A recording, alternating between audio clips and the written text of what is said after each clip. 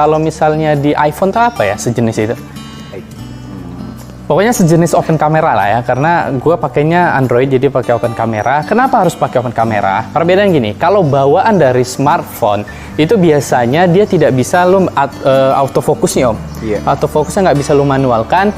Dan kalau di open camera tuh banyak juga fitur-fitur yang bisa membuat manual. Jadi fokusnya bisa manual, terus pengaturan ISO, pengaturan juga dari shutter speednya itu bisa kalian atur secara manual sob. Kalau aperture kayaknya bagaimana bawaan dari lensa ya, bawaan dari kameranya, soalnya nggak bisa ganti-ganti lensa kan kalau smartphone.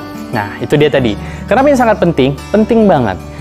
Kalau tidak semua momen itu membutuhkan autofocus. Misalnya kalian butuh fokus yang tenang dan stabil. Nah perbedaannya, kalau di smartphone itu autofokusnya suka kejut-kejut om, betul nggak? Apalagi kalau lo bisa buat hyperlapse atau lo buat timelapse, itu kalau lo ngandalin autofokus itu nanti dia bakalan kayak nyari-nyari fokus, atau dalam kondisi yang cahaya kurang itu biasa autofokusnya semakin ngaco, makin nggak benar. Nah dengan kondisi aplikasi-aplikasi tambahan seperti open camera ini, itu sangat membantu untuk bisa fokusnya stay atau stabil, atau kalian bisa lock fokusnya di mana, kalian bisa mengatur ISO-nya dan juga shutter speed-nya.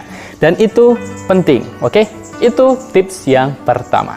Tips yang nomor 2, yaitu sebenarnya hal yang sangat penting sob sebagai seorang videomaker atau filmmaker. Ini pasti penting, yaitu komposisi. Dan komposisi ini tidak hanya untuk smartphone, mau kamera pro pun wajib memahami sebuah komposisi om. Yaitu kita bahas tidak bisa secara global karena panjang banget kalau gue bahas tentang komposisi.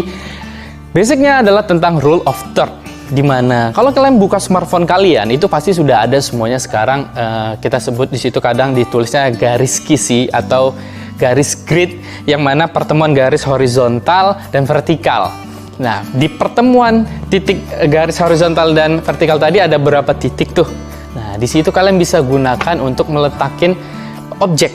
Jadi untuk mendapatkan sebuah framing yang bagus itu sangat membantu banget.